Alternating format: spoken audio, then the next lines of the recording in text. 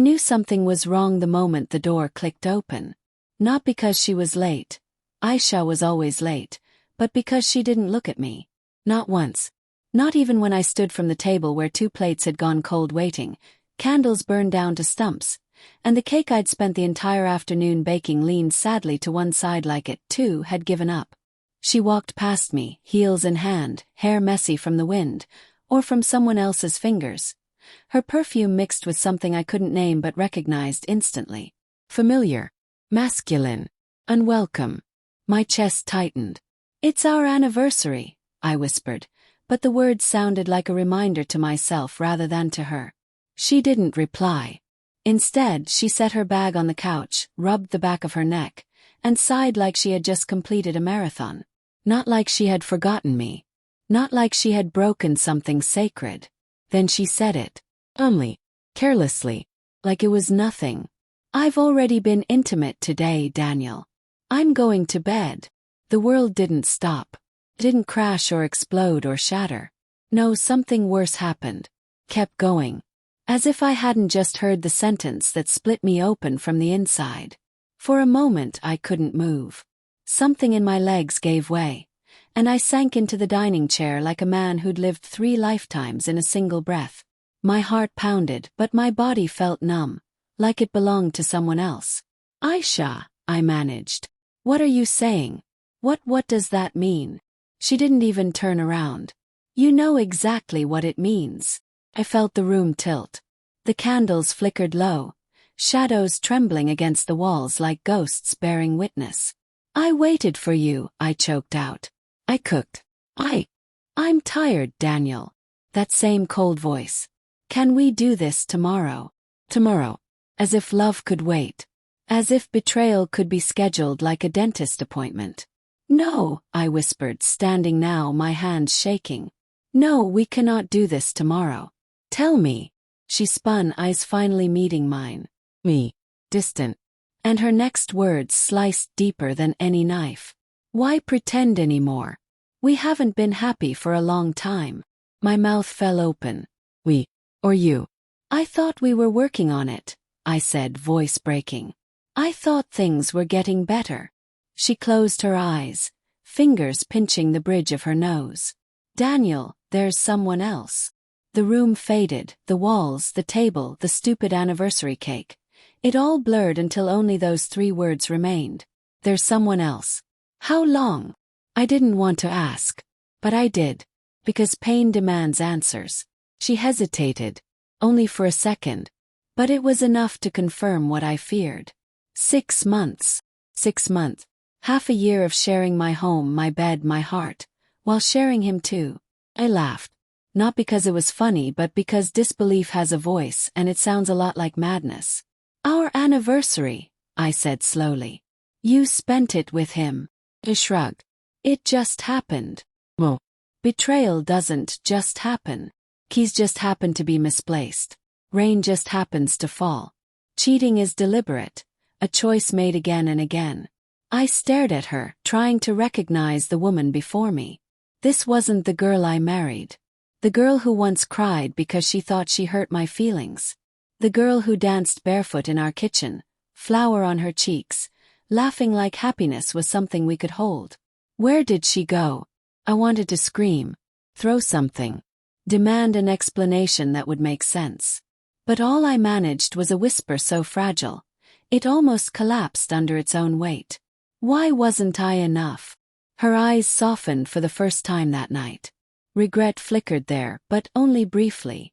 "It wasn't about you," she said. "He made me feel alive. And I stopped feeling anything here." I swallowed the lump in my throat. "Why didn't you tell me instead of letting me love you blindly?" She looked down. "Because you loved me too much." Another wound. Deeper than the rest. Silence filled the room, the kind that suffocates. I could hear the clock ticking, each second pushing me further away from the life I thought we had. I didn't sleep that night. I sat in the dining room, staring at melting wax and untouched food, listening to the muffled sounds of her moving in the bedroom we once shared. The mattress creaked. Water ran. Door closed. Every little sound was a reminder. She was here but not mine. Her body returned home, but her heart never did. At dawn, I found her in the kitchen pouring coffee as though we were still ordinary. As though the world hadn't tilted off its axis. She placed a mug in front of me.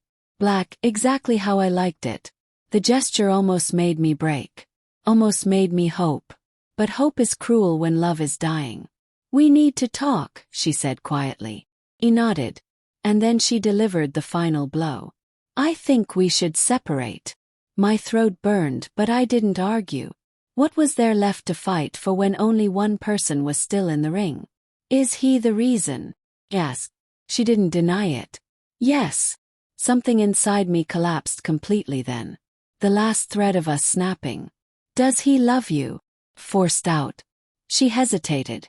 And that hesitation hurt more than if she'd said yes instantly. "I think so." Think. Not no. She ripped apart our marriage for a maybe. I walked out of the house that morning with a duffel bag and nowhere to go. My hands shook so hard I could barely lock the door. Every step away felt like dragging myself through mud. I stayed at my brother's for weeks. I ignored her calls. I deleted every photo of us except one. The one from our first anniversary, when she kissed me on the beach with salt in her hair and I thought forever was real. I kept that one to remind myself that love once lived here. To remind myself I wasn't always broken. But pain has a way of demanding closure. And closure came unexpectedly. One night, nearly 2 months later, Aisha showed up at the door of my brother's apartment. Her mascara was smudged. Her hands trembled. And when she spoke, her voice cracked like she'd swallowed glass. "He left me," she whispered. For a second I just stared. She, who shattered me, was now the one shattered. "I made a mistake," she cried. "He was never going to choose me. I threw everything away, for nothing." Her sobs filled the hallway. Her knees buckled, and she collapsed into me, arms clinging to my shirt like I was the only solid thing left in her world. And maybe I was. But something unexpected happened then. Holding her didn't make me feel whole again. Hearing her regret didn't heal me. Seeing her broken didn't fix what she broke in me.